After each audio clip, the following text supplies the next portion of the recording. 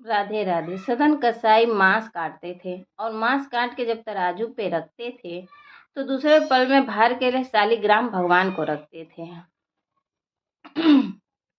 और फिर तौलते थे। शालिग्राम भगवान के भार में से एक जीव का मांस तोला जाता था और लोगों को फिर बेचा जाता था।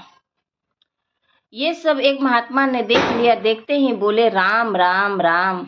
मुंह पर हाथ करके गए और बोले ये शालिग्राम भगवान है, कितना बड़ा अपराध कर रहे हो तुम, हैं? तुम्हें इससे मांस तोलते हो। बेचारे सदन कसाई बड़े भोले और मुझे नहीं पता था। लीजिए भगवान, मेरे को तो लगा कि इनको कोई आसन नहीं है, मेरे पास कहाँ रखूं, और मैं इनको यहीं पे तराजू के एक पल्ले में रोज साफ सफाई करके रख देता था।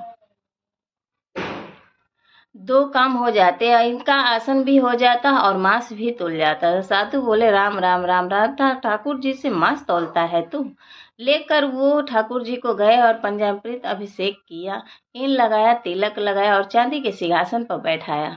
तुलसी की माला पहनाई और मोगरा के पुष्पों से सजा दिया बंगला और नए नए 56 भोग ठाकुर जी को सम्मुख पधारे और ठाकुर जी से कहा जय जय, अब आप प्रसन्न रहो भगवान।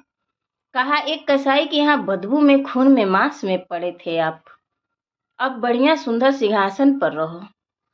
ठाकुर जी स्वप्न में आए और महात्मा से बोले और रोने लगे। महात्मा ने पूछा क्या हुआ? बोले मुझे वापस वहीं छोड़ के आओ, सदन कसाई के पास। महात्मा बोले जय जय जय, इतना पवित्र स्थान, आपको वहाँ क्या सुख मिलता था भगवान?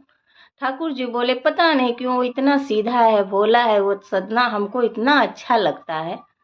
जब वो तौलता था ना तो तब हम तराजू में ऐसे लुढ़कते थे, हमको बड़ा सुख मिलता था। हमको वहीं लुढ़कना है, हमें वहीं छोड़ जाओ। मान गए। महात्मा बोले हमने इतना सब कुछ पवित्र किया तो वहीं पे जाना है तो ठीक है। बोले ठीक है। दूसरे दिन सदन कसाई के यहाँ गए और ठाकुर जी हाथ में लेकर महात्मा आए सदन कसाई के यहाँ। तो सदन कसाई को तुरंत कूद पड़े चरणों में, बोले भगवान मुझे दंड मत दीजिए। तो महात्मा बोले दंड नहीं आए हैं, तेरी भक्ति की सराहना करने आए हैं।